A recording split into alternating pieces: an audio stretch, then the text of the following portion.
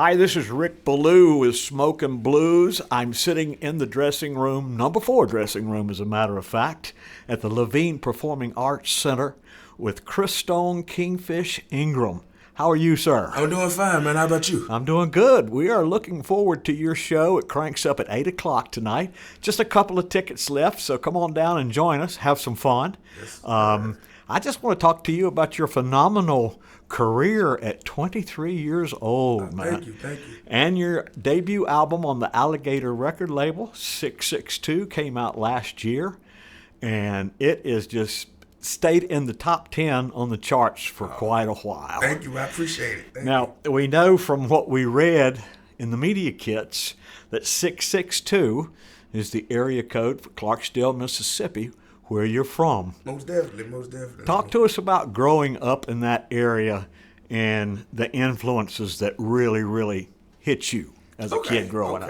Okay. Well, yeah. Like I said, 662 is my sophomore record on Alligator. What happened is when COVID happened, we wanted to. I just wanted to make another record, and I felt like quarantine would be the perfect time to make one. So I wanted to talk about my, area that I came up from, where I was, where I was born and where I grew up at, because all of that plays into the blues, the neighborhoods, everything, in the neighborhoods, all of that plays into the blues. So I just wanted to showcase that, and that's pretty much how 662 pretty much came about. Good deal. You started at such a young age. What was the first instrument that you picked up? The first instrument that I picked up was actually drums, but that was more like a church thing. But when I started to learn more about blues, when I started getting into the blues and learning how to play, that's when I switched to bass guitar. And then bass guitar kind of morphed into guitar, and found out I had somewhat of a voice. And so that's when the singing kind of branched in. So that's kind of the timeline of the instruments. Well, you mentioned being in the church, so that's Right. where you got your singing, got your voice. I know how that goes, yeah. But how old were you when you started playing the guitar? I want to say, when I started playing bass, I was 8. And learning in the Delta Blues Museum back home in Clarkston, Mississippi, under some of the local, but nationally known bluesmen like Bill Howland, Mad Perry, who gave me the name Kingfish, and Daddy Rich. They were teaching me to all the fundamentals and everything about the guitar and about the blues. And when I started to morph into guitar, that was around age 13 or 14. All right. Well, you play like you've been playing for 40 years, man. And we talk to other artists and interview other people like Bob Margolin and Walter Trout and folks like that, and they always say, man, this kid coming up, Christone, he's setting the world on fire. Now tell us once again how you got the name Kingfish. Okay, one of the guys at the Delta Blues Museum Arts and Education Program, Bill Howland, Mad Perry, he used to give all the kids in the museum different nicknames, and we used to think of them as stage names. So when he got to me, he said, I reminded him of this character off of Amos and Andy. Oh, the Kingfish. He was being funny.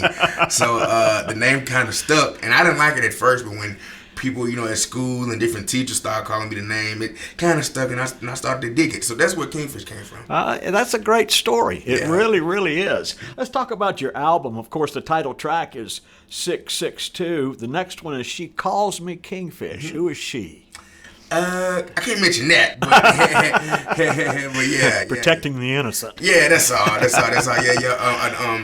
That was a song that was written by, I want to say Tom Hambridge and Richard Fleming. Just explaining,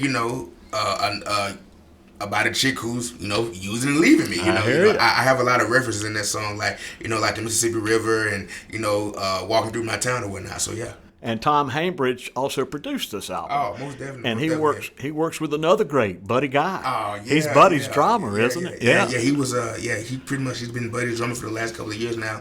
But he's been his producers for forever. years. Forever. Like over a decade now. So yeah, man. You got to work a little bit with Buddy. What was that like? Oh, it was great. That was actually on my first record, Kingfish, and it was just a phenomenal thing. Him. Kind of like passing the torch, to me, being like one of the young bluesmen, that's on the scene today. So him just, giving me that blessing, it was perfect. It was great. He's a great man, and he believes in keeping the blues alive with young people. We're glad to see him jump on that.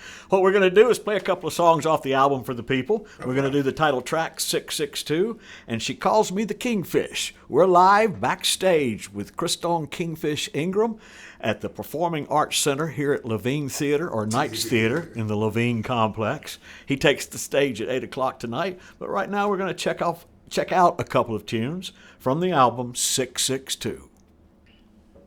All right, that'll be the first break. All right. Welcome back to Smokin' Bluz. I'm Rick Ballew, having a blast because we are broadcasting and interviewing live at Blumenthal Performing Arts Center down at Levine Center at the Knights Theater. I have the honor of sitting here with a young man that's just tearing up the blues world, Christone Kingfish Ingram. Everybody calls you Chris, yes, so I hope you don't mind if I just call you Chris from now on. Talk to us about being on the road as a young person like this, because I look at your tour dates, man, and they got you working. Yeah, man. It's been so far so good, man. Just it's not my it's kind of not my first rodeo, so just I know the ins and hours of being on the road, the do's and don'ts, and just it's a beautiful thing, getting around, meeting different people in these new cultures and whatnot, just meeting new people all around. That's for me, that's one of the highlights of being on the road, just playing for the people and meeting and just learning new things for sure. Oh, and you play the festivals and the cruises and stuff like that, man. We just all your heroes are on those. We just did the blues cruise back in January, which was perfect. Just I got to see a lot of bands I was into, like Dumpster Funk and Taj Mahal, John Cleary. So sure, yeah. Taj Mahal, I've been on a couple of cruises that Taj is on there. He's a big man. He's a tall man. Yes, He'll block out the sun.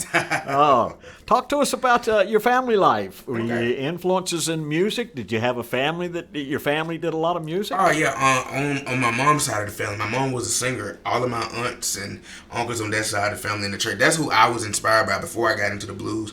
My family was made up of two different gospel groups. One is called the Sensational Travelers, and the group that my mom led was the Supreme Angels. So I grew up watching them in church all the time. So just being around them is really what made me want to do music, all together for sure. Right.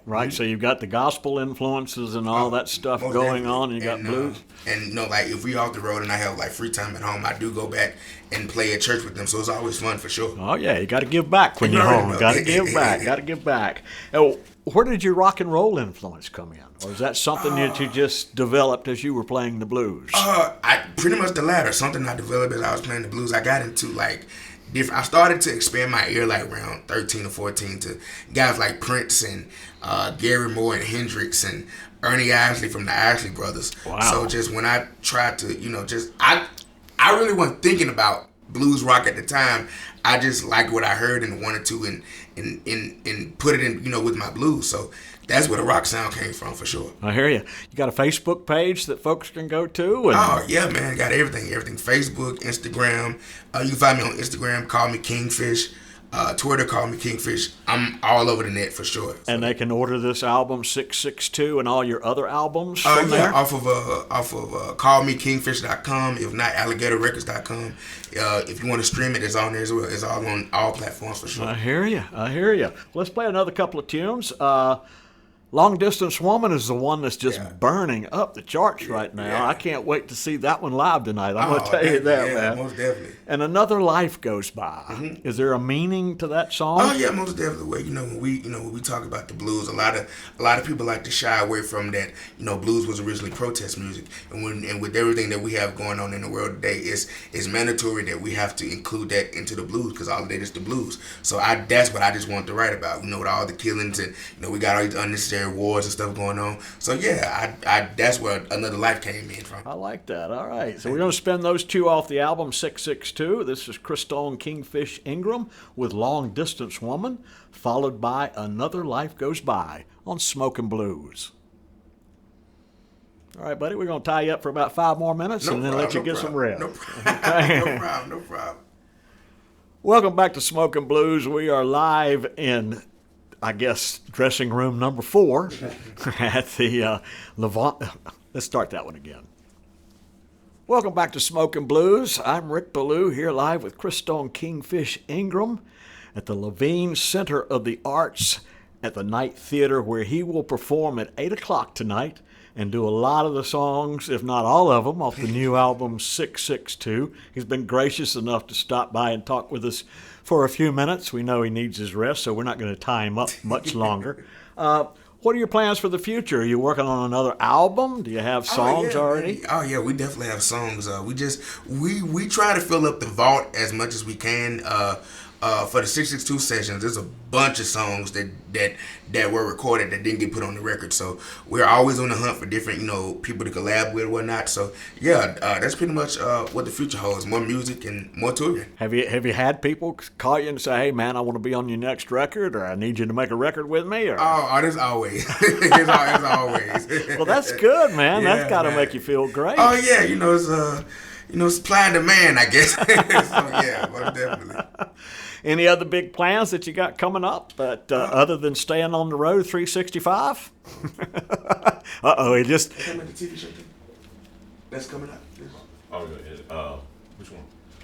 The Last Days. Oh, yeah. Pronunciation is,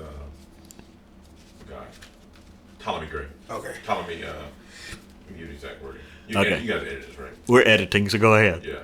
Let me give you the exact pronunciation of it. It is Ptolemy Gray. But Ptolemy Gray. Ptolemy. The T is silent. Okay. We got something special coming up. It's coming out March 11th. I had the opportunity to play a bluesman role in a upcoming show with Samuel L. Jackson called The Last Days of Ptolemy Gray. It'll be streaming on Apple Music, and Apple Movies, Apple TV on March 11th. So March 11th. So, yeah. I'll mark that down on my calendar. Most definitely. Chris, I appreciate you taking some time out of your busy schedule to talk to us. The folks at Smokin' Bluz love everything we play thank you guys. from you. Jack Anthony, our producer who's here, works you into his regular rotation. So we put a lot of Kingfish on the radio down here. Thank you guys. Thank you so much for hanging out with us. Once again, we're at the Levine Center for the Arts. The Night Theater is where Christone Kingfish Ingram will be playing tonight at 8 o'clock. A few tickets left, so come on down and join us. It will be a party. You do not want to miss watching this young man perform. I can't wait to see it myself. Once again, thank you, Christone. Thank you, man. I appreciate you. Thank you. Now I need one more thing from you. Gotcha. Shameless plug. Oh, no problem. No problem. This is Christone Kingfish Ingram, and you're listening to Smokin' Bluz. What's going on, y'all? This is Christone Kingfish Ingram, and you're listening to Smokin' Bluz. That's it, babe. Cool. Appreciate it. Cool. Appreciate you guys, it. Man. Thank you. See y'all later.